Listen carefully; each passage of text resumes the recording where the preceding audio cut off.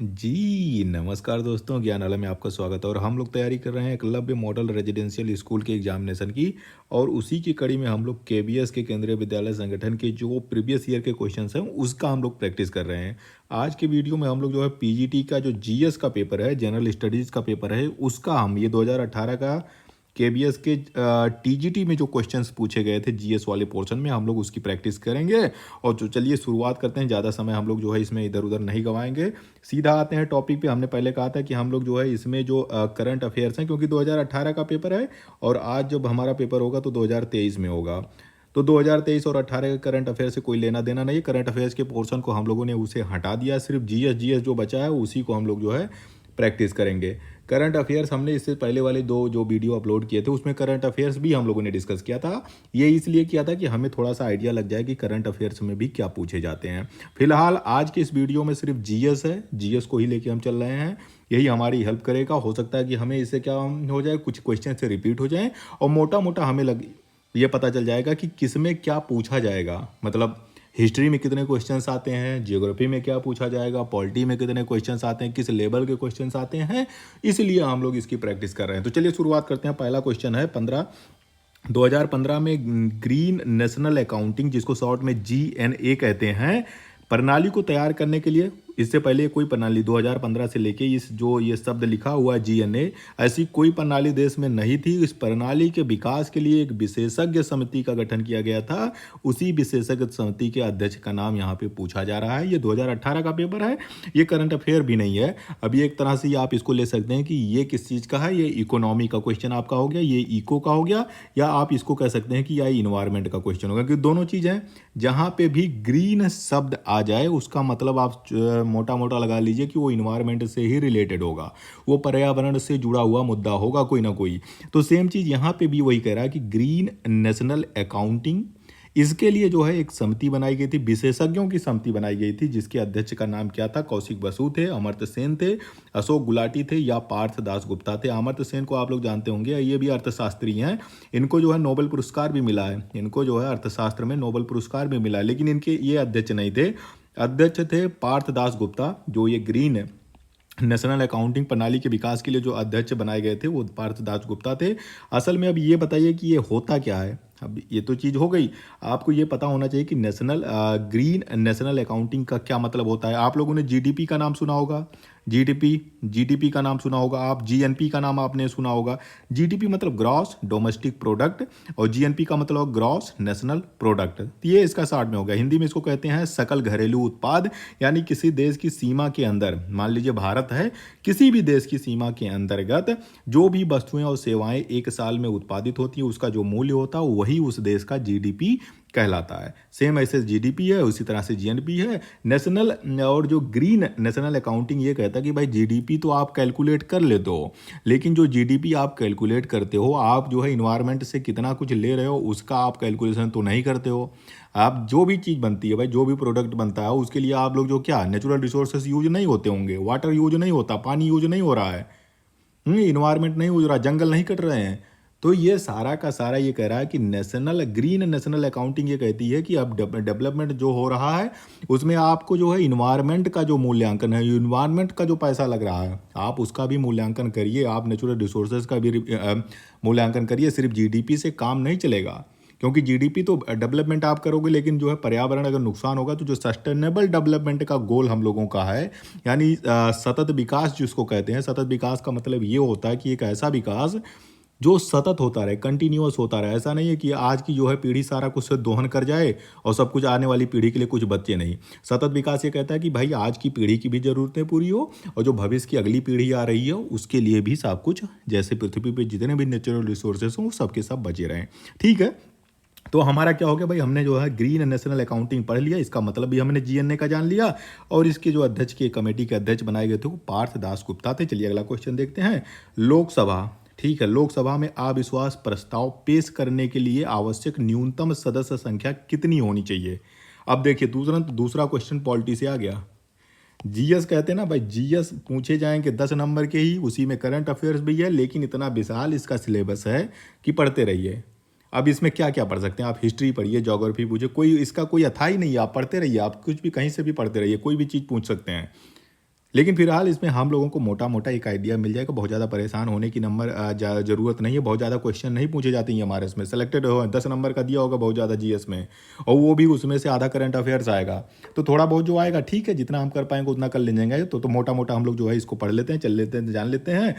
लोकसभा, जैसा कि हम सभी जानते हैं, हमारा जो संसद है वो दो ही सदन है। इसमें दो सदन है, एक तो लोकसभा है और दूसरा जो है राज्यसभा है। ठीक है, दो सभा है। ठीक है, राज्यसभा को उच्च सदन कहते हैं, लोकसभा को जो है नीचे निम्न सदन या निचला वाला सदन कहा जाता है। तो दो सदन है अपने संसद में। और लोकसभा में जो होता है, लोकसभा में क्या बैठते हैं, सांसद लोग बैठते हैं ना भाई, जो हम लोग सांसद चुनते हैं हर 5 साल पे। अब 2024 का जो चुनाव होगा वो संसद ही का चुनाव है। तो इस चुनाव में जितने भी सांसद सेलेक्ट होते हैं लोकसभा के लिए, वो जाके यहीं पे तो बैठते हैं। अब ये अविश्वास प्रस्ताव क्या होता है? अविश्वास प्रस्ताव का मतलब होता है कि विश्वास नहीं रहा। किसमें विश्वास नहीं रहा? सरकार में विश्वास नहीं रहा। तो सरकार में विश्वास किसको नहीं होगा? पक्ष वाले तो भाई विश्वास करेंगे ही। जो विपक्ष में बैठा होता है, जब उसे ये लगता है कि भाई जो वर्तमान सरकार है, जो प्रधानमंत्री हैं, जो मंत्रिपरिषद बनी हुई है उनके पास लोकसभा में बहुमत नहीं है, इसलिए जो है लोकसभा में अविश्वास प्रस्ताव विपक्ष हमेशा विपक्ष लेके आती है। विपक्ष ही लाएगी, पक्ष वाले तो हमेशा जो भाई साथ में रहेंगे। पक्ष वाले लाएंगे, वो विश्वास प्रस्ताव लाएंगे। ये दो तरह से, एक तो अविश्वास प्रस्ताव हो गया, एक विश्वास प्रस्ताव हो गया। इसी के अपोजिट आता है विश्वास प्रस्ताव। अविश्वास प्रस्ताव तब लाता है जब विपक्ष को ये लग जाए कि भाई जो वर्तमान मंत्रिपरिषद है या प्रधानमंत्री हैं, उनको लोकसभा में बहुमत नहीं है, इसलिए ये प्रस्ताव विपक्ष लाती है। इस प्रस्ताव को लाने के लिए ना, ऐसा ही नहीं है कि कोई एक आदमी, एक सांसद खड़ा हो जाए और कह दे कि भैया हम अविश्वास प्रस्ताव लाते हैं, तो डेली तो इस पर फिर तो यही चलता रहेगा।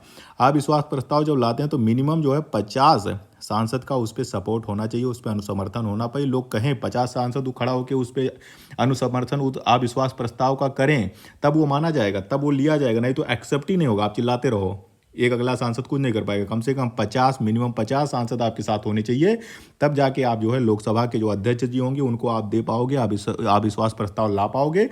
और जब ये अविश्वास प्रस्ताव लोकसभा में आता है तो क्या होता है, मिनिमम तो 50 आपके हो गए, 50 कम से कम आपको चाहिए, आपको मेंबर ऑफ पार्लियामेंट एमपी चाहिए, तब ये आके एक्सेप्ट होगा। फिर जब ये एक्सेप्ट हो जाएगा तो लोकसभा में फिर इसकी चर्चा होगी, इस पर चर्चा की जाएगी। और फिर इसके बाद अगर चर्चा होगी तो इसके बाद फिर क्या होगा, फिर मतदान भी पड़ेगा। मतदान भी होगा ना भाई। मतदान इसलिए होगा कि कितने लोकसभा में कितनी सीटें हैं, इस समय लोकसभा में कितनी सीटें हैं। कुल हैं 543 सीटें हैं वर्तमान में। लोकसभा की कितनी सीटें हैं? 543 है। अधिकतम 550 हो सकते हैं, 550 हो सकते हैं, और दो जो होता है एंग्लो इंडियन के लिए होता है वो, तो अधिकतम 550 हो सकते हैं। ये 550 में से जो होता है, जो 530 होते हैं वो राज्यों से आते हैं, और 20 जो है यूनियन टेरेटरी के लिए रिजर्व है, यूनियन टेरेटरी से एमपी आएंगे। ठीक है, तो ठीक है, जो 543 लोकसभा के मेंबर हैं, तो जब ये अविश्वास प्रस्ताव आ जाएगा, फिर इस पर चर्चा होगी, तो इस पर मतदान होगा। तो जो सरकार होगी उसको जो है इसमें से बहुमत लाना होगा। बहुमत का क्या मतलब है भाई? आधा से अधिक उसके पक्ष में हो, तो वोटिंग होगी। अगर वो चीज़ सही है, उनके साथ जो है मेजॉरिटी है, बहुमत है, तो सरकार वैसे वैसे चलती रहेगी, कोई दिक्कत नहीं आएगी। लेकिन अगर वो साबित नहीं कर पाते हैं, अपना बहुमत साबित नहीं कर, क्योंकि जोड़ तोड़ हमेशा चलती रहती है, हर जगह जोड़ तोड़ होती है। खासकर गठबंधन की सरकार में ऐसी स्थिति बहुत आती है। जब किसी एक पार्टी को बहुत सीधा सीधा जो है स्पष्ट बहुमत मिल जाता है तो कोई दिक्कत नहीं होती, तो 5 साल आसानी से बढ़िया से चलता है। लेकिन अगर गठबंधन सरकार बनती है तो उसमें इस तरह से ज़्यादा दिक्कत आती है। कभी कोई जो है पाला इधर बदल देता है, कभी उधर चला जाता है, कोई नाखुश हो जाता है, कोई नाराज हो जाता है, किसी को कोई पोस्ट चाहिए, किसी को कोई मंत्री चाहिए, तो उस स्थिति में ये चीज़ हो जाती है। अगर जो है सरकार जो है अपना जो है मतदान बहुमत यहाँ पे सिद्ध नहीं कर पाती है, तो पूरे के पूरे मंत्रिपरिषद को फिर इस्तीफा देना पड़ता है। प्रधानमंत्री सहित पूरे मंत्रिपरिषद को इस्तीफा देना पड़ता है। उसके बाद फिर आगे की क्रिया होगी। हो सकता है जो विपक्ष होगी उसके पास अगर बहुमत होगा तो वो अपना दावा पेश करेगी, अगर नहीं ऐसी स्थिति बनती है तो हो सकता है कि फिर से चुनाव हो। जो भी हो, हमारा चीज़ था कि लोकसभा में अविश्वास प्रस्ताव पेश करने के लिए न्यूनतम कितने सदस्य चाहिए? 50 सदस्य चाहिए, तब जाके जो है अविश्वास प्रस्ताव कोई ला सकता है। चलिए अगला क्वेश्चन देखते हैं। फिर आज तीसरा क्वेश्चन है कि निम्नलिखित में से कौन से दिन विश्व सामाजिक न्याय दिवस मनाया जाता है? ये तो करंट अफेयर है, क्योंकि 2018 का पेपर है और 2018 का ही पूछा गया है, तो हमें ये नहीं, अब ये तो बदल जाएगा भाई, 2023 हो जाएगा, 2023 हो जाएगा। हमें सिर्फ इसका डेट याद कर लेना है कब मनाया जाता है। ये 20 फरवरी को हर साल यूनाइटेड नेशन जो होता है world day of social justice मनाती है। विश्व सामाजिक न्याय दिवस 20 फरवरी को मनाया जाता है। आपको इसमें क्या याद करके जाना होता है? कोई भी दिवस हो, चाहे राष्ट्रीय हो चाहे अंतर्राष्ट्रीय दिवस हो, कोई भी दिवस हो, आप 3 चीज़ याद के चलिएगा। पहला, कब मनाया जाता है। दूसरा, इसको कौन मनाता है। मान लीजिए यूनाइटेड नेशन मना रही है, यूनेस्को मना रही है, WTO मना रही है, भारत सरकार मना रही है, कौन मना रहा है, ये चीज़ याद करिएगा। और दूसरा जो है, इसकी थीम हर साल जो होता है, एक थीम, एक विषय जो है जारी होता है। मान लीजिए जो मनाएगा 2023 का ये मनाएगा, तो इसमें एक थीम भी इन्होंने जारी किया होगा। तो वो थीम क्या थी, यही तीन क्वेश्चन मोटा मोटा किसी भी दिवस से बनते हैं, जिसको आपको जानना चाहिए, समझना चाहिए। तो विश्व सामाजिक न्याय दिवस मनाया जाता है, हमेशा कब मनाया जाता है, 20 फरवरी को मनाया जाता है। किस लिए, सामाजिक न्याय को बढ़ावा देने के लिए। अब बात आती है कि सामाजिक न्याय क्या होता है। सामाजिक न्याय का मतलब है समानता, किसी के साथ किसी भी स्तर पे कोई भेदभाव ना हो, गरीबी दूर हो, बेरोजगारी दूर हो, सबको समान अवसर मिले, सबके साथ समानता का व्यवहार हो, उसी का नाम है सामाजिक न्याय। चलिए आगे बढ़ते हैं हम लोग जो है चौथे क्वेश्चन पे कि निम्नलिखित घटनाओं में से सही कालानुक्रम में आपको इसको बताना है। मतलब इसका आपको जो है टाइमलाइन बनाना है कि कौन पहले आया और उसके बाद में कौन सा आया। अब ये वाला जो समय है ना, 1900 आप ले लीजिए 1915, जब गांधी जी जो है वहाँ से, कहाँ से, दक्षिण अफ्रीका से जब वो वापस आए थे, 1915 में आए थे। उसके बाद के जितने भी कालक्रम है वो लगा, आप 1947 तक आ जाइए। इसमें हमेशा कई बार यही चीज़ पूछता है, घटनाक्रम पूछता है कि भाई इसको जो है सही क्रम में पूछिए, कौन पहले हुआ कौन बाद हुआ। तो आपको मोटा मोटा याद करके जाना चाहिए। तो यहाँ पे क्या दिया, एक तो खिलाफत आंदोलन दिया है, एक तो जलियांवाला बाग दिया है, एक बारदोली किसान आंदोलन दिया गया, एक रॉलेट एक्ट दिया गया है। तो आप याद करिए कि जलियांवाला बाग कांड कब हुआ था, 1919 में हुआ था। 13 अप्रैल को दिन था, 13 अप्रैल का दिन था, 13 अप्रैल का दिन था 1919, वर्ष 1919। अमृतसर में जलियांवाला बाग है, एक जो है बाग है, एक जगह है, वहाँ पे ये कांड हुआ था। किस लिए हुआ था जलियांवाला बाग, जलियांवाला बाग उससे पहले आया था देश में रॉलेट एक्ट। अंग्रेजों ने क्या क्या किया था, एक रॉलेट एक्ट बनाया था, रॉलेट एक्ट बनाया था। उस एक्ट के विरोध में रॉलेट सत्याग्रह शुरू हुआ था। रॉलेट एक्ट कब बना था, रॉलेट एक्ट जो भी 1919 में बना था। और ये सत्याग्रह फिर जो है लगभग 6 अप्रैल के आसपास जो है, जैसे ये बना था, तुरंत जो है गांधी जी और बाकी और जितने भी भारत के नेता थे, उन्होंने तुरंत इस एक्ट को नकार दिया था, एक्सेप्ट करने से, मानने से मना कर दिया था। तो ये पहले शुरू हुआ था रॉलेट सत्याग्रह, उसी के साथ इसी के क्रम में ये जलियांवाला बाग कांड हुआ था। रॉलेट एक्ट के ही विरोध में जो है जलियांवाले बाग में भारत के बहुत सारे नेता, बहुत सारे लोग इकट्ठा हुए थे, अंग्रेजों के विरोध में इकट्ठे हुए थे। ये जो डायर था, जनरल ओ डायर था, साले ने पूरा बंद कर दिया था, एक पूरा बाग था, सारा दरवाजा, सारा रास्ता बंद कर दिया था, किसी को भागने नहीं दिया था। जो भी लोग थे सबके, बूढ़े, बच्चे, बुजुर्ग, महिला, जिसको पाया सबको साले ने मारा था। और इसी का बदला लेने के लिए जलियांवाला बाग का डायर को मारने के लिए उधम सिंह लंदन चले गए थे। लंदन में जाके गोली मारे थे, लंदन में घुस के गोली मारे थे डायर को। अब वो डायर था कि दूसरा डायर था, उस पर भी डिबेट है कि यहाँ पे जो डायर था वो दूसरा था, वहाँ जो गोली मारे थे वो दूसरा था। लेकिन कुछ भी हो, जाके वहाँ गोली मारा था, लंदन में घुस के गोली मारा था उधम सिंह ने। तो वही जलियांवाला बाग है। ठीक है, चलिए उस पर हम लोग ज़्यादा नहीं जाते हैं, हम लोग अपना देखते हैं। तो जो रॉलेट एक्ट अंग्रेजों ने पास किया, आप लोगों को याद होगा कि 1914 से लेके 1918 तक, 1914 से लेके 1918 तक चल रहा था। पूरे विश्व में वर्ल्ड वार प्रथम चल रहा था। तो अंग्रेज जो थे वो भी वर्ल्ड वार लड़ाई लड़ रहे थे। तो इसी समय 1914 में शुरू हुआ था। गांधी जी 1915 में जो है अफ्रीका से जो है अपनी वकालत की पढ़ाई और सारा कुछ करके वापस आ चुके थे।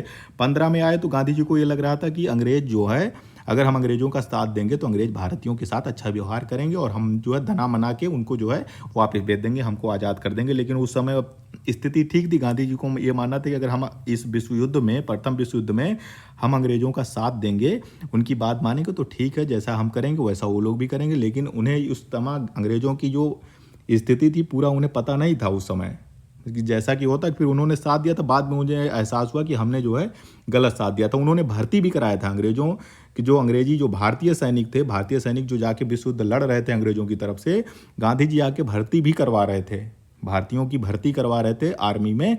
और वो सैनिक जाके विश्व युद्ध में लड़ाई लड़े थे भारत की तरफ से। भारत क्या, उस समय ब्रिटिश भारत की तरफ से जाके लड़ाई लड़े थे।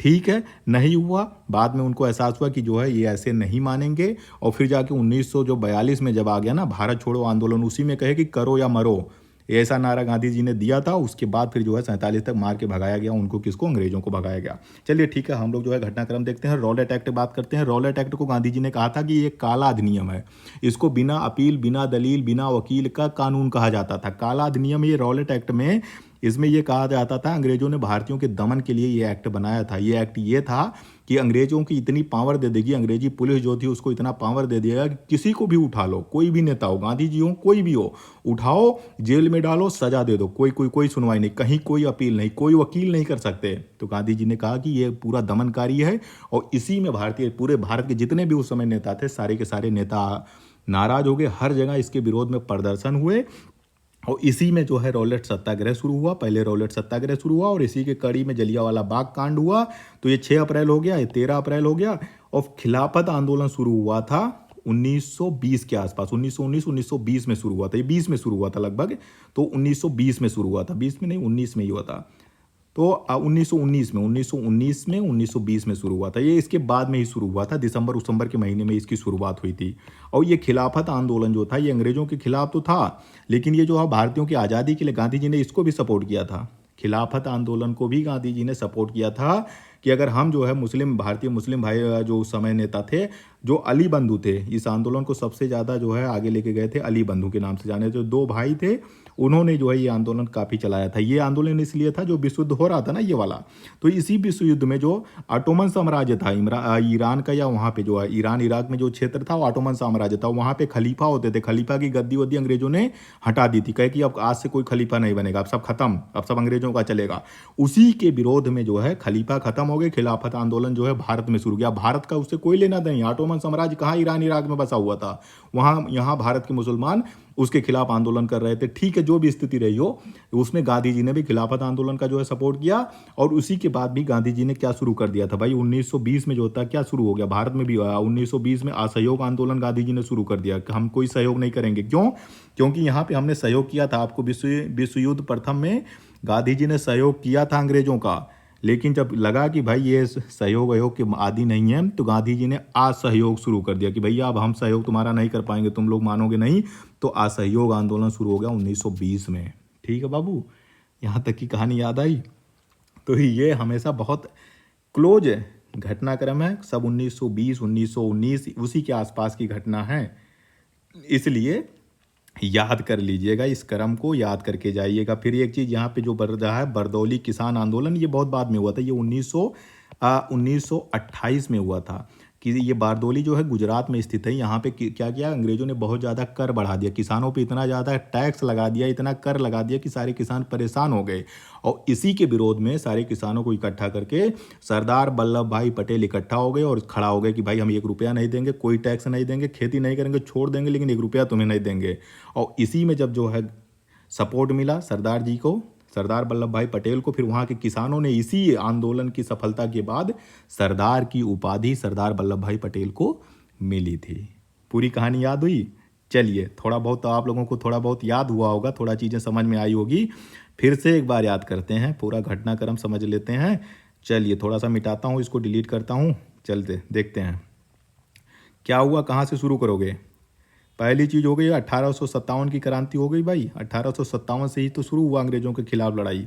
पहला घटनाक्रम हो गया, अंग्रेजों में मेन घटनाक्रम है 1857। ठीक है, 1857 पहला हुआ। 1857 की क्रांति हुई, 1857 में क्रांति हुई। फिर 1858 का अंग्रेजों का एक्ट आ गया, फिर 1909 का एक्ट आ गया, फिर जो है कब आ गया, ऐसे बढ़ते चलो 1919 में 1909 में एक एक्ट आ गया। फिर उसके बाद क्या होता है कि आ जाइए आप 1915 में गांधी जी जो है अफ्रीका से भारत वापस आ गए।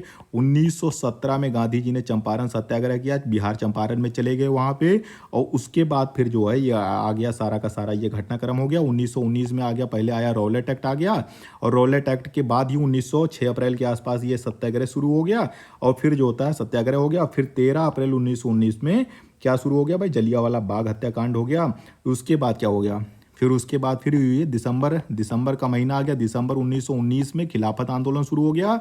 1920 में क्या शुरू हो गया, असहयोग आंदोलन गांधी जी ने शुरू कर दिया। उसके बाद आ जाओ 1922 में। 1922 में क्या होता है, 1922 में जो होता है चौरा चौरी हत्याकांड होती है। चौरा चौरी के घटना होती है जो है गोरखपुर के बगल में चौरा चौरी है, वहाँ पे चौरा चौरी का कांड होता है 1922 में। 1925 आ जाइए। 1925 इसलिए जरूरी है, 1925 में जो है ककोरी जो ट्रेन जा रही थी ककोरी, लखनऊ के पास जो है ककोरी, वहाँ पे जो होता है सरदार भगत सिंह और बाकी सारे सहयोगी लोगों ने अंग्रेजों की जो है ट्रेन लूट ली थी। तो ककोरी कांड के नाम से जाना था 1925। फिर आ जाइए, ये आपका आ जाएगा बरदौली किसान आंदोलन कब हुआ था? 1928 में हुआ था। उसके बाद फिर आ जाइए और आगे बढ़िए, फिर आ जाइए आपका 30 में गांधी जी 1930 में आज और कौन सा शुरू किए थे? एक और आंदोलन उन्होंने शुरू किया था 1930 में। फिर 32 में गांधी जी ने उनसे पूना पैक्ट किया था। पूना पैक्ट हुआ था गांधी जी के साथ, अंबेडकर के साथ मिलकर पैक्ट हुआ था। और उसी में जो है गोल में सम्मेलन करने के लिए गांधी जी चले गए थे, वहाँ पे लंदन में चले गए थे, जहाँ पे वहाँ पे किसी ने जो है गांधी जी को देख के कहा था, देख लीजिए भूखे नंगे फकीर आ गए। तो ठीक है, वो किसी ने एक कमेंट किया था वहीं का था, ये भी पूछा जाता है एग्जाम में। फिर आपको चले आइए, फिर 42 में चले आइए, 1942 में चले आइए, गांधी जी ने शुरू किया करो या मरो का नारा देते हुए भारत छोड़ो आंदोलन शुरू किया। तो ये पूरा फिर 1947 तक इस तरह से चलता रहता है।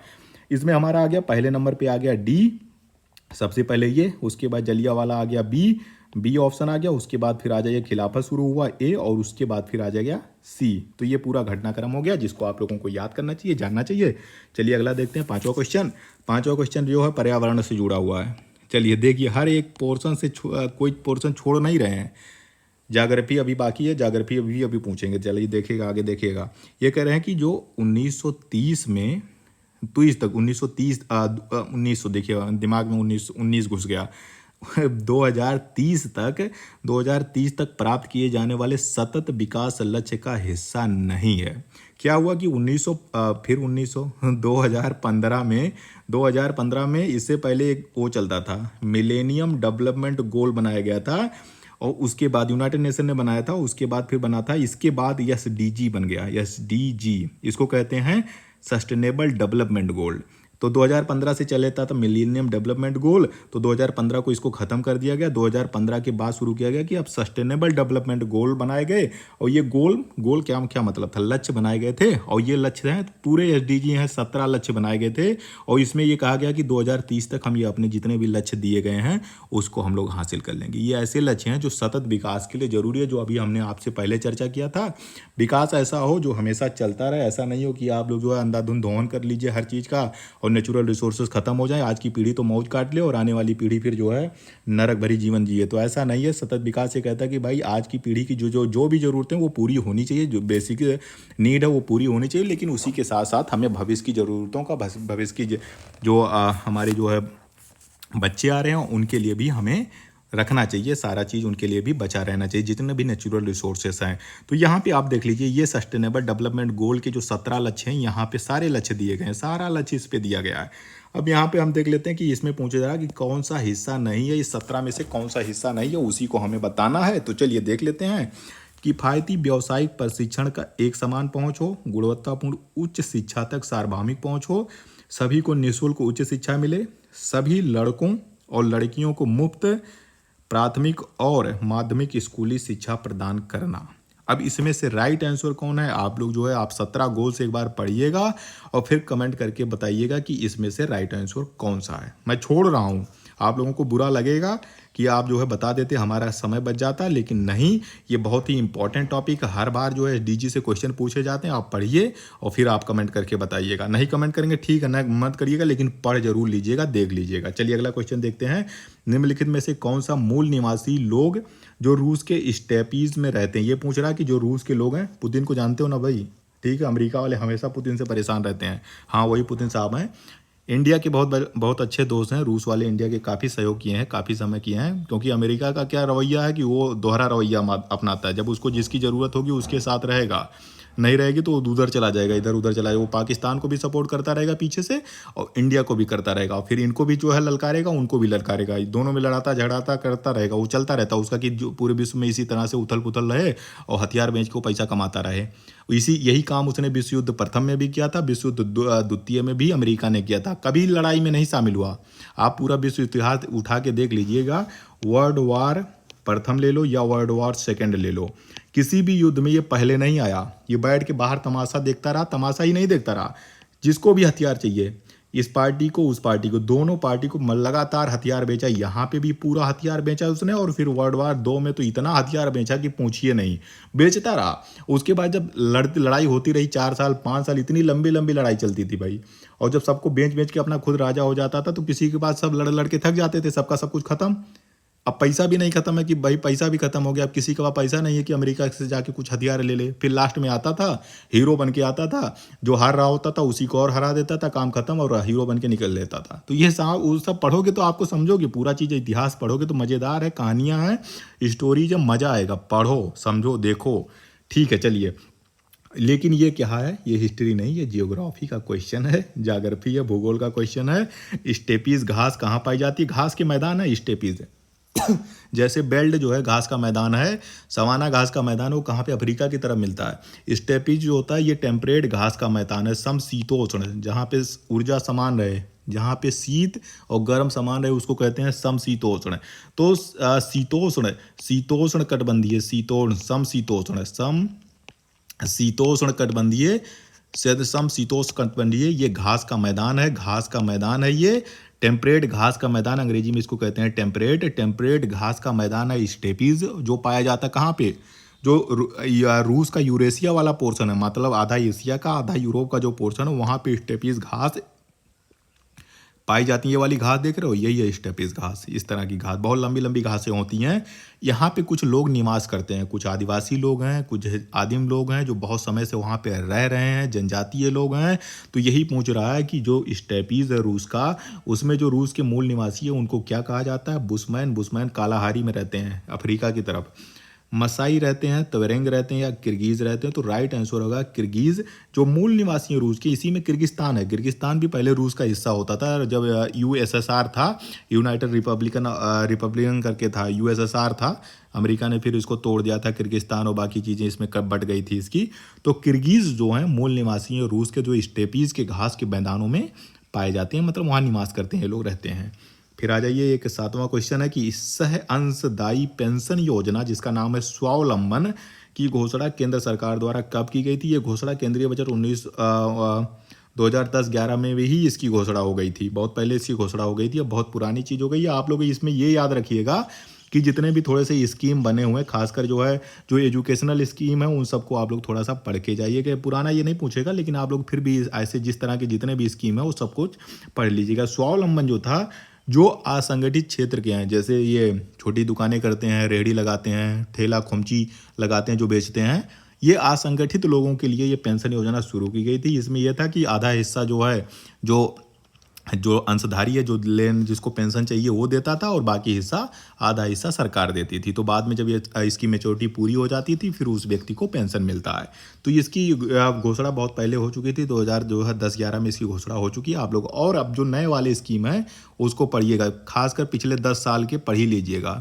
पिछले 10 साल के मेन स्कीम जो हैं वो पढ़ लीजिएगा मोदी सरकार के, क्यों 10 साल पूरे हो जाएंगे तो इसी से रिलेटेड आएंगे। उससे पहले कि कोई स्कीम ये पूछेंगे नहीं, इसी 10 साल में सब कुछ आ जाएगा। और बहुत ज़्यादा नहीं है, जैसे स्वच्छ भारत हो गया, ये सब बड़े बड़े स्कीम है, कब शुरू हुआ कब खत्म हुआ, ये सब थोड़ा सा उसको मोटा मोटा याद कर लीजिएगा। चलिए, शेषाचलम बायोस्फीयर रिजर्व का कुल भौगोलिक क्षेत्र कितना है? अब देखिए, अब ये जियोग्राफी का क्वेश्चन है, आप इसको मानो या इन्वायरमेंट का मानो, लेकिन पूछा क्या गया बताओ भैया? भारत का भौगोलिक जो है क्षेत्रफल पूछते तो हम बता देते, आप शेषाचलम बायोस्फीयर रिजर्व का भौगोलिक क्षेत्र पूछ रहे हो, क्या मतलब है इसका? तो इस तरह से क्वेश्चन एग्जामिनेशन में पूछे जाएंगे, जो समझिए कि एक तरह से आउट ऑफ सिलेबस होंगे। आप कुछ नहीं पढ़ेंगे, कोई भी नहीं पढ़ा होगा भाई इसके बारे में, किसने पढ़ा? कोई नहीं पढ़ा, कुछ नहीं जानता। कोई कौन इतना याद करता भाई, कौन से बायोस्फीयर रिजर्व का? आप हम इस बार शेषाचलम पढ़ लिया, अगली बार तुम सुंदरबन का पूछ लोगे, तुम नीलगिरी जो है बायोस्फीयर रिजर्व का पूछ लोगे। तो ये बायोस्फीयर रिजर्व इनके हम कौन याद करके जा सकता है भाई? ठीक है चलिए, कोई बात नहीं है। इस तरह से जो क्वेश्चन आ जाएंगे तो छोड़ दीजिएगा, कोई बहुत ज़्यादा लोड लेने की जरूरत नहीं। हर एग्जाम में इस तरह से 2-4 क्वेश्चन जो है बच्चों की परीक्षा के लिए पूछे ही जाते हैं कि भाई फ्रस्ट्रेट हो जाओ, टेंशन में आ जाओ और सारा का सारा पेपर खराब कर लो।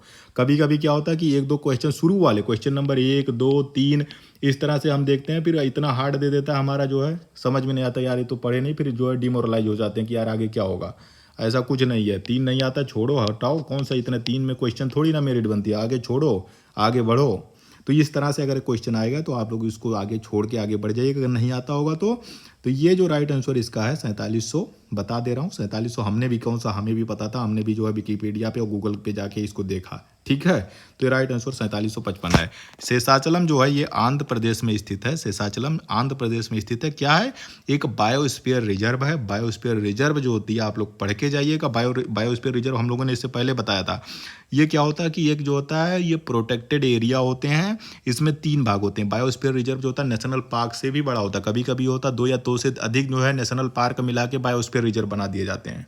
बायोस्फीयर रिजर्व का मेन उद्देश्य ये है कि वो जितना जंगल है उस जंगल को तो हमें संरक्षण करना ही करना, उसको जो है बचाना ही बचाना। उसमें जो वन्य जीव रह रहे हैं उनको भी बचा के रखना है। और उसमें जो आदिवासी लोग रह रहे हैं, जो लोग वहाँ पे उनके मूल निवासी हैं उस जंगल के, उनको भी संरक्षण देना होगा। ऐसा नहीं है कि आप उनको वहाँ से भगा दो। नेशनल पार्क में क्या होता है, सेंचुरीज में क्या होता है कि सरकार उसको एक्वायर करती है, वन विभाग जाता है और बाकी लोगों को वहाँ से हटा देता है। ऐसा नहीं है। बायोस्फीयर रिजर्व कहता है कि भाई वो लोग भी तो वहीं के मूल निवासी हैं ना भाई, उसी जंगल के निवासी हैं। जैसे आप वन्य जीवों का संरक्षण कर रहे हो, उसी के वहाँ के आदिवासी, वहाँ के मूल निवासियों का संरक्षण भी तो करोगे। बायोस्फीयर रिजर्व इसी कॉन्सेप्ट पे बना हुआ है। इसीलिए यूनेस्को जो होता है, यूनेस्को भी बायोस्फीयर रिजर्व को अपनी जो है, जो उनका नेटवर्क है, जो उनकी लिस्ट है बायोस्फीयर रिजर्व की, जो भी शायद 18 बायोस्फीयर रिजर्व इंडिया में है, उसमें से कुछ को यूनेस्को ने अपनी जो है कार्यक्रम में शामिल किया। यूनेस्को भी पैसा देती है, इसीलिए देती है। यूनेस्को का एक और कार्यक्रम चलता है, may be man and biosphere, मतलब जो उसमें आदमी रहता है उसको भी तो संरक्षण करना। तो ये सारा का सारा चीज़ होता है। जो भी बायोस्फीयर रिजर्व होता है उसमें एक कोर होता है, एक बफर जोन होता है और एक जो होता है ट्रांजिशन जोन होता है। ये जो कोर जोन होता है ना भाई, इसमें किसी की कोई एंट्री नहीं, ये सिर्फ वन्य जीवों के लिए, यहाँ कोई नहीं जा सकता, पूरी तरह से प्रतिबंधित होता है। ये वाला बफर वाला जो जोन होता है, इसमें जो होता है साइंटिस्ट लोग जा सकते हैं, कुछ एजुकेशनल रिसर्च करने के लिए वहाँ पे लोग जा सकते हैं। वो भी परमिट लेके, जो भी वहाँ की अथॉरिटी होगी, वन विभाग होगा, उससे पूछ के जाएंगे रिसर्च करने के लिए केवल।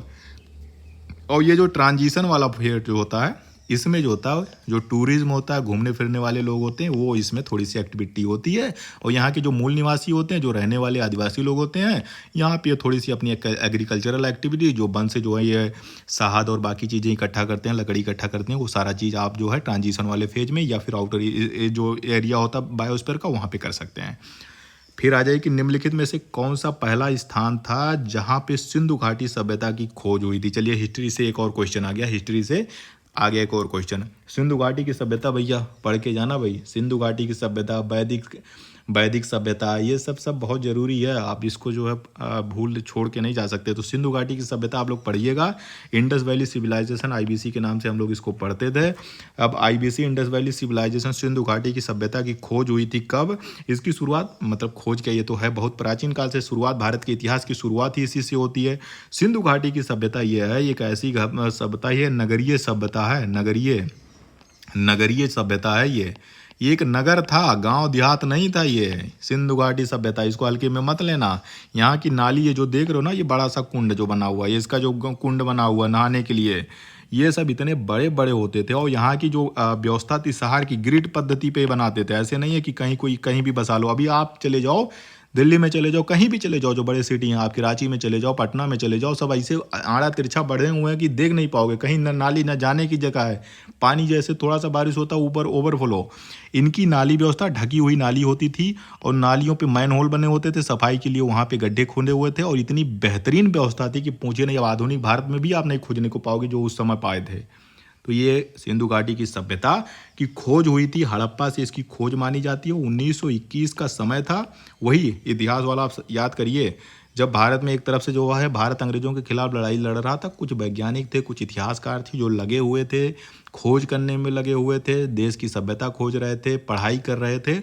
उसी में 1921 के समय में ही दयाराम साहनी जी थे, दयाराम साहनी ने इसकी खोज की थी, किसकी? हड़प्पा की खोज की थी। और यहीं से जो है फिर सिंधु घाटी सभ्यता के विकास का कार्यक्रम शुरू हो जाता है। कोट दीजिए मोहनजोदड़ो, ये कहाँ पे? हड़प्पा जो है रावी नदी के तट पे बसा हुआ, रावी नदी के तट पर बसा हुआ पाकिस्तान में स्थित है। अभी यह वर्तमान में पाकिस्तान में रावी नदी पे। और मोहनजोदड़ो जो है ये सिंधु नदी के किनारे बसा हुआ। मोहनजोदड़ो सिंधु नदी पे, जो सिंध प्रांत है पाकिस्तान का, वहाँ पे ये है मोहनजोदड़ो। इसकी खोज कौन किए थे? रखाल दास बनर्जी किए थे। फिर आमरी ये सब सारा हो गया। तो आपका राइट आंसर हो जाएगा हड़प्पा से सिंधु घाटी सभ्यता की पहली खोज हुई थी। तो हड़प्पा के आप पढ़ के जाइएगा भैया। जो इसका मोहरा था, जो इसकी लिपि थी, लिपि आज तक कोई पढ़ नहीं पाया। अब आर्टिफिशियल इंटेलिजेंस आ गया, गूगल आ गया, सब कुछ आ गया, लेकिन आज तक इनकी जो लिपि थी वो कोई पढ़ नहीं पाया। नगर जो है बिना लिपि के नहीं चला था, वहाँ पे भी पढ़ाई लिखाई थी, वहाँ पे भी पढ़ाई होती थी, लेकिन अभी उतना योग वाला कोई आदमी नहीं आया, कोई मशीन नहीं आई जो उनको पढ़ सके। अगर पढ़ लेते तो सारी कहानी हमें क्लियर हो जाती। अभी भी हम उसका पूरा नहीं जानते कि भाई ये आर्य लोग कहाँ से आए। आर्य तो इसके बाद आए थे, जो वैदिक सभ्यता बनाए थे वो आए थे। आर्य कहाँ से आए थे, फिर ये सिंधु घाटी की सभ्यता कैसे पनपी, कैसे बना, फिर सिंधु घाटी की सभ्यता नष्ट कैसे हो गई। भाई इतनी नगरीय व्यवस्था उसके बाद खत्म हो गई, कैसे खत्म हो गई। बहुत सारी कहानियां जिसको आप लोग देखेगा, कोई कहता बाढ़ आ गई, कोई कहता सूखा आ गई, कोई कहता महामारी आ गई, कोई कहता कि आर्य आके इस पे आक्रमण कर दिए और सब तहस नहस कर दिए। किस्से कहानी बहुत है, इसको पढ़िएगा, मजा आएगा, देखिएगा। अब आ जाइए, फिर से आ गया पॉलिटिक्स, एक और क्वेश्चन आ गया कि पंचायत की अवधि होती है, पंचायत की अवधि वैसे 5 साल के लिए होती है। क्यों? प्रधान जो चुने जाते हैं गांव के, या फिर जो है जो अपने चेयरमैन साहब होते हैं इनके, कितने साल के लिए, सभासद हो गए, चेयरमैन हो गए, कितने साल के लिए चुने जाते हैं? 5 साल के लिए तो चुने जाते हैं। लेकिन ये 5 साल कब से शुरू होता है? जिस दिन जो है चुनाव होते हैं, जिस दिन शपथ लेते हैं, जिस दिन मीटिंग होती है, कब से? जैसा कि हम सभी जानते हैं, भारत में त्रिस्तरीय प्रणाली है। पंचायती राज भारत में कब आया? पंचायती राज व्यवस्था कब से शुरू हुई? ये जब 73वां संविधान संशोधन भारत में किया गया था, 73वां संविधान संशोधन हुआ था शायद 1992 के आसपास। तो 73वां संविधान संशोधन के द्वारा ही भारत में पंचायती राज व्यवस्था की शुरुआत होती है। जो आर्टिकल्स हैं, जो अनुच्छेद हैं 243 वाले, 243 में ढेर सारे जो 243 आ बा खाग जा इसे बहुत सारा दिया गया है। तो उसमें सब ये प्रधानी से लेके चेयरमैन, सभासद, सारा कुछ इसी में आपको मिल जाता। तो पंचायती राज या पंचायत की अवधि होती है कब से? नियुक्ति की तारीख या उसकी पहली बैठक से 5 साल के लिए, चुनाव की अधिसूचना की तारीख से 5 साल के लिए, अंतिम पंचायत के विघटन की तिथि से 5 साल के लिए, परिणाम की घोषणा की तारीख से 5 साल के लिए। तो 5 साल तो क्लियर होगा कि 5 साल के लिए होता है, लेकिन शुरू 5 साल कब होता है? जब उसकी पहली बैठक होती है ना। कोई भी जो, जैसे प्रधान जी बने, और प्रधान जी जब बन गए, उन्होंने शपथ ले लिया, और उसके बाद जब उसकी जीत भी गए और शपथ ले लिया, और जब उसकी पहली बैठक होती है पूरे जो है पंचायत की, उस तारीख से ही उसका 5 साल गिना जाता है। तो 5 साल के लिए बनते हैं। भारत में त्रिस्तरीय शासन व्यवस्था है।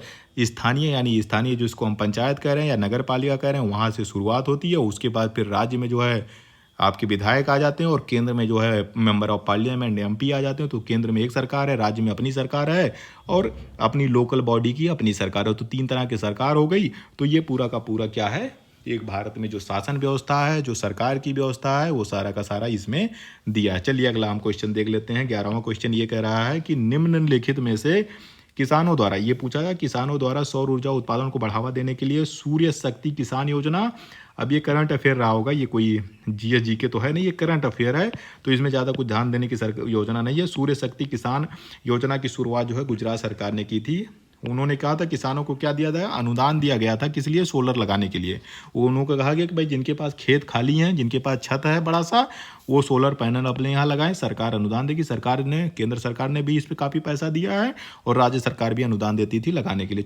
थोड़ा सा पैसा जो है किसानों को लगाना होता था। वो किसान जो है उसको लोन भी ले सकते, सस्ता ऋण भी मिलता था। वो लगा के जितना खुद चलाना है, पानी चलाना है पानी चलाना है, लाइट जलाना है लाइट जलाना है, और जो बच जा रहा है वो क्या करें, वो बेच भी सकते थे। सरकार उसको खरीद भी लेती थी। जो भी जितने भी किलोवाट या जितने भी वाट उनके अतिरिक्त हो जाते थे, उसको खरीद भी लिया जाता था। वो भी अभी चल रहा है, योजना गुजरात में चल रही है। फिर आ जाइए कि निम्नलिखित में से कौन सा गैस ग्लोबल वार्मिंग क्षमता में सबसे ज़्यादा है? वैश्विक तापन का, आप इसको हिंदी में कहते हैं वैश्विक तापन। अब ग्लोबल वार्मिंग क्या होता है भाई? हर एक चीज़ नई नई टॉपिक जो है। अब ये आपका पर्यावरण से आ गया। हमने कहा ना पर्यावरण में भैया सब पढ़ के जाना। पर्यावरण बार बार पूछा जाता है, ozone, green house gas, global warming, ये सब आप छोड़ के नहीं जा सकते। नेशनल पार्क, बायोस्फीयर रिजर्व, ये सब आपको सबको पढ़ के जाना पड़ेगा। ग्लोबल वार्मिंग का मतलब ये है, क्या होते हैं ग्लोबल वार्मिंग? जैसे पृथ्वी है ना, मान लीजिए क्या है, ये पृथ्वी है, ठीक है, ये पृथ्वी है, और ये आपका सन हो गया। पृथ्वी पे जितनी भी ऊर्जा का जो भी स्रोत है वो सन है। कितनी भी ऊर्जा है, सबका अल्टीमेट सोर्स है सन। सन से सनलाइट आती है, पृथ्वी पे आती है भाई, आती है, और फिर यहाँ पे पृथ्वी पे टकराती है, और फिर टकरा के भाई वापस भी तो जाती है। भाई टकराएगी, लाइट है तो टकरा के वापस तो जाएगी ना, तो ये जाती है, वो वापस चली जाती है। तो पृथ्वी जो सन से जो भी हीट या जो भी ऊर्जा आती है वो पृथ्वी पे आई, और फिर पृथ्वी उसी से गर्म होती है, और ये जो वापस टकरा के वापस चले, ये आती है शॉर्ट वेवलेंथ आती है, और लॉन्ग वेवलेंथ जो है जाती है ओजोन। अब यहाँ पे पूरा क्या है, पृथ्वी का वायुमंडल है ना भाई, पृथ्वी का वायुमंडल है। पृथ्वी के वायुमंडल में आपका नाइट्रोजन है, ऑक्सीजन है, कार्बन डाइऑक्साइड है, जलवाष्प है। अब ये जो कार्बन डाइऑक्साइड है ये ग्रीन हाउस गैस कहते हैं, ऐसे गैस, अब ग्रीन हाउस गैस इसको कहा जाता है। कार्बन डाइऑक्साइड हो गया, मीथेन हो गया, CH4 हो गए, जलवाष्प हो गए, क्लोरोफ्लोरोकार्बन हो गए, मतलब CFCs हो गए, हाइड्रोफ्लोरोकार्बन्स हो गए, नाइट्रस ऑक्साइड हो गए, ये सारे के सारे क्या हैं, इनको ग्रीन हाउस गैस कहा जाता है। ग्रीन हाउस गैस, ये जो एनर्जी यहाँ से जो ऊर्जा निकलती है ना, जो यहाँ से गर्मी निकलती है, ये बाहर नहीं निकलने देते। जो ग्रीन हाउस गैस होते हैं इसको रोक लेते हैं। इसके रोकने से ये इन्वायरमेंट जो है, पृथ्वी का जो तापमान है, जो एक औसत तापमान है, वो बढ़ जाता है। और निरंतर जो है प्रदूषण की वजह से कार्बन डाइऑक्साइड की मात्रा बढ़ रही है, ग्रीन हाउस गैसेस की मात्रा लगातार बढ़ती जा रही है, जिससे जो होता है लगातार जो मीन टेम्परेचर है पृथ्वी का, जो पृथ्वी के पर्यावरण का पूरा टेम्परेचर है, वो धीरे धीरे ज़्यादा गर्म हो रहा है। और इसी गर्मी की वजह से जलवायु परिवर्तन हो रहे हैं। कहाँ पे, जब देख लें अलग अलग समय पे बारिश होती है, कभी बारिश हो रही, कभी सूखा पड़ जा रहा है। जो चीज़ थी पूरा पैटर्न बारिश का बदल जा रहा है, ये इसकी वजह से हो रहा है। तो हमारा मतलब यही था। और दूसरा हो गया ग्लोबल वार्मिंग। अब ग्रीन हाउस गैस आपने समझ लिया, और ग्रीन हाउस गैसों की अधिकता के कारण जो पृथ्वी का औसत तापमान बढ़ रहा है उसी को कहते हैं ग्लोबल वार्मिंग। और ग्रीन हाउस आप लोगों ने वो देखा हो ना, जो जिसमें हरे रंग की जो है आप लोग जिसमें सब्जी वब्जी लोग उगाते हैं, उसी को ग्रीन हाउस कहते हैं भाई मेरे। ठंडियों में किसान लोग क्या करते हैं, जो ठंडी वाली फसल होती है, क्योंकि अगर जो है उसके लिए ग्रीन हाउस बना लेते हैं, पन्नी लगा देते हैं, एक ग्रीन कलर की जाली आती है, इसमें ऊर्जा जो जो सूर्य की रोशनी आती है वो आके इसमें फंस जाती है, वो निकल नहीं पाती है। तो इससे क्या होता है कि इसके अंदर का टेम्परेचर बढ़ा रहता है, उसमें थोड़ा सा ज़्यादा रहता है, और जो आलू और बाकी जो सब्जी उगाते हैं वो ख़राब नहीं होती, वो नष्ट नहीं होती, वो चलती रहती है, अच्छी फसल आती है उससे। उसी से बना हुआ ग्रीन हाउस। और ग्रीन हाउस गैसेस की अधिकता की वजह से ग्लोबल वार्मिंग की स्थिति जो है पूरे विश्व में बढ़ रही है, लगातार टेम्परेचर पृथ्वी का बढ़ रहा है, जिससे जलवायु परिवर्तन हो रहा है। अब हमें यहाँ पे बताएं कि किसकी कैपेसिटी, किसकी क्षमता ज़्यादा। वैसे तो सबसे ज़्यादा योगदान करता है कि ये आपका जो है कार्बन डाइऑक्साइड, लेकिन सबसे ज़्यादा पोटेंशियल होता है हाइड्रोफ्लोरोकार्बन्स की। हाइड्रोफ्लोरोकार्बन्स की सबसे ज़्यादा जो है ग्रीन हाउस क्षमता, सबसे ज़्यादा ग्लोबल वार्मिंग की क्षमता सबसे ज़्यादा इसी में है, हाइड्रोफ्लोरोकार्बन्स की। बाकी सब के सब ये ग्रीन हाउस गैस हैं। इन्हीं ग्रीन हाउस गैसेस की अधिकता से पृथ्वी का जो टेम्परेचर है उसका तापमान बढ़ रहा है, जिसको हम ग्लोबल वार्मिंग कहते हैं। चलिए अगला क्वेश्चन देखते हैं कि निम्नलिखित में से कौन सा जमाव अंडों की टोकरी स्थलाकृति का निर्माण करती है। अंडों की टोकरी, भाई अंडा नहीं है, अंडे की टोकरी देखो भाई, वो जो कैरेट में भर भर के आता है, अरे भाई 24 अंडे आते हैं पूरे कैरेट में भर के। तो ये जो जिसमें अंडे रखे जाते हैं उसकी टोकरी, ये वाली टोकरी नहीं यार, डलिया वाली नहीं, चलिए ठीक है ये वाली ठीक है। तो ये जो अंडों की टोकरी जो होता है स्थलाकृति बनती है। स्थलाकृति कैसे बन सकती है? स्थलाकृति जो है नदियों का पानी आता है उससे बनेगी, उसके जमाव से बन सकती है, या उसके कटान से बन सकती है, दोनों चीज़ों से बन सकती है। चाहे जल का पानी लाके जो है निक्षेप जमा कर जाए उससे कोई आकृति बन जाए, या कोई चीज़ काट के लेके चली जाए उससे कोई बन जाए। हवा से बनती है, जितने जो है आप ले चले जाइए मरुस्थल में राजस्थान में, वहाँ पे सैंड डून्स आपको मिल जाएंगे, वो भी जो है हवा से बने हुए हैं। नदी के पानी से बनते हैं, ग्लेशियर से बनते हैं। तो किस चीज़ से अंडों की टोकरी की स्थलाकृति बनती है? तो जो आपका राइट आंसर होगा ड्रमलिन्स। ड्रमलिन्स जो होते हैं ये जो आपका चले जाइए पोल्स की तरफ, जहाँ पे जो है रूस का वाला जो हिस्सा है, जहाँ पे जो है सब बर्फ जमा हुआ ग्लेशियर बना हुआ, ये वाले ग्लेशियर हैं। इस ग्लेशियर के पिघलने से ये देख रहे हो ना भाई, अंडे की टोकरी देख ले भाई, ये जो आकृति बन रही है इसी को कहते हैं, अंडे की टोकरी वाली आकृति बन रही है, और इसको कहते हैं ड्रमलिन्स। ये जब ग्लेशियर पिघलते हैं तब ये वाली स्थलाकृति बनती है, जो अंडे की टोकरी जैसी दिखती है। चलिए अगला देखते हैं कि भीमा निम्नलिखित में से किसकी सहायक नदी है? भीमा उत्तर भारत में तो आप लोगों ने भीमा का नाम सुना नहीं होगा, कभी सुने हो? यूपी, बिहार, एमपी कहीं सुने हो भीमा नाम के साथ? गंगा, जमुना सब सुने होंगे, चंबल, केन, बेतवा सब सुने होंगे, सोन, तुंगभद्रा सब सुने होंगे, लेकिन ये जो है कभी जो है भीमा यहाँ नहीं सुने होंगे। तो ये उधर की नदी नहीं है, ये है दक्षिण भारत की नदी है। और दक्षिण भारत में ये नदी है किसकी? कृष्णा की सहायक नदी है भीमा। और भीमा जो होती है वो कर्नाटक से लेके महाराष्ट्र और कर्नाटक से लेके बहती है, और उधर जाके जो है पश्चिम में जाके जो है अरब सागर में गिर जाती है। तो ये किसकी, मतलब इससे मिल जाती है, कृष्णा से मिल जाती है, और कृष्णा उसके बाद बहती हुई चली जाती है। तो कृष्णा की सहायक नदी है भीमा। और यहीं पर आपका ये आज का वीडियो समाप्त होता है। अभी इसमें और क्वेश्चन है, लेकिन वीडियो बहुत बड़ा हो जा रहा है, इसको आप लोग यहीं तक देखिए, और इसका PDF हम अगले वीडियो में अपलोड करेंगे, क्योंकि अभी इसके बाद भी स्लाइड है, तो एक साथ जब पूरा हो जाएगा तो सारा का सारा आपको शेयर कर देंगे, तो आप उसमें अगले वीडियो में इसको जो है डाउनलोड कर लीजिएगा।